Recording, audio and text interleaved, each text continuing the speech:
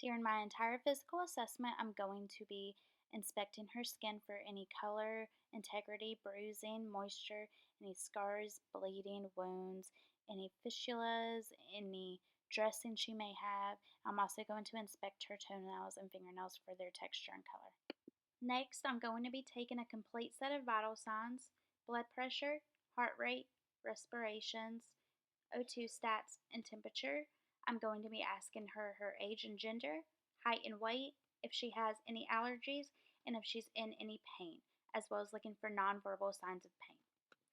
Also, while I am speaking with her, I'm going to be determining her orientation to time, place, and person by asking questions like if she knows where she is and if she knows who the president is. I'm also going to be assessing her responses and her speech. During the assessment, I'm going to be inspecting her grooming and hygiene, as well as her posture. I'm going to be inspecting and palpating her skull for the size, shape, symmetry, and masses and scars. I'm also going to be inspecting her hair for the thickness or thinness, texture, oiliness, and evenness of growth. I'm going to be looking at her ears for any buildup of wax and if she has any hearing aids. I'm also going to be looking at her face and noting the symmetry of facial movements, as well as inspecting her eyebrows and eyelashes for distribution. I'm also going to be inspecting the scleria for color, assessing her pupil size, shape, and reactive to light. Also going to be looking at the accommodation and convergence of her pupils. I'm also going to be inspecting her nose and looking for any flaring or discharge, and assessing her nasal cavities and assessing the patencies of both nasal cavities.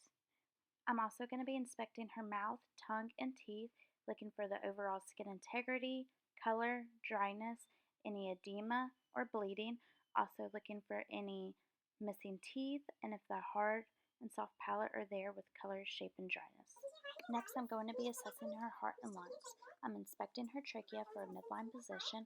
I'm looking at her chest for a breathing pattern, rate, rhythm, and symmetrical rise and fall.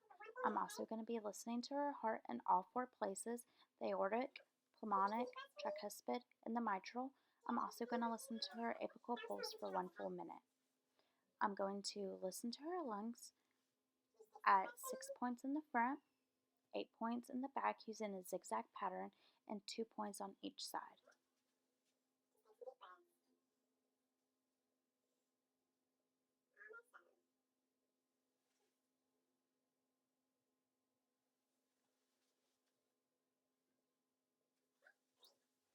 Next, I'm going to be checking her pulses by palpating only one carotid artery at a time.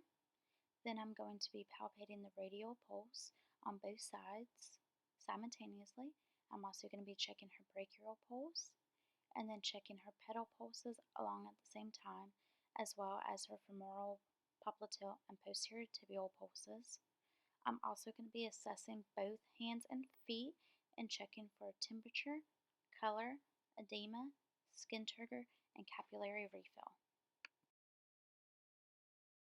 Next, I'm going to be inspecting her abdomen for any scars, masses, or distension.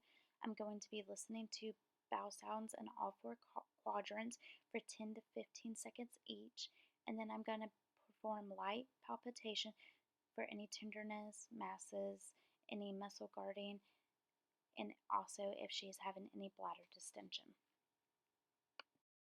This is where I would do her perinatal assessment. I'm looking for her skin integrity, redness, lesions, discharge, any signs of infection. Next, I'm going to be inspecting her extremities and joints for any deformity of limbs, hands, and feet. I'm going to be assessing her muscle strength. I'm going to be asking the patient to turn her head side to side against the resistance of my hands. I'm going to be asking her to shrug her shoulders. I'm also going to be asking her to squeeze my hands. Also, I'm going to be asking her to push both her feet down like pushing a gas pedal. And I'm also going to be asking her to pull her feet forward towards her nose. I'm going to be providing range of motion and assessing the movement of the head and neck, assessing the movement of her spine, and assessing the upper extremities, her shoulder, elbow, wrist, and fingers, as well as her lower extremities, her hips, knees, ankles, and toes.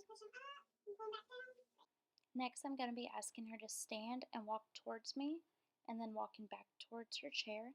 I'm assessing her gait and any need for assistive devices. Next, I'm going to remove my gloves and perform hand hygiene, leave the patient safe and comfortable, and document my assessment.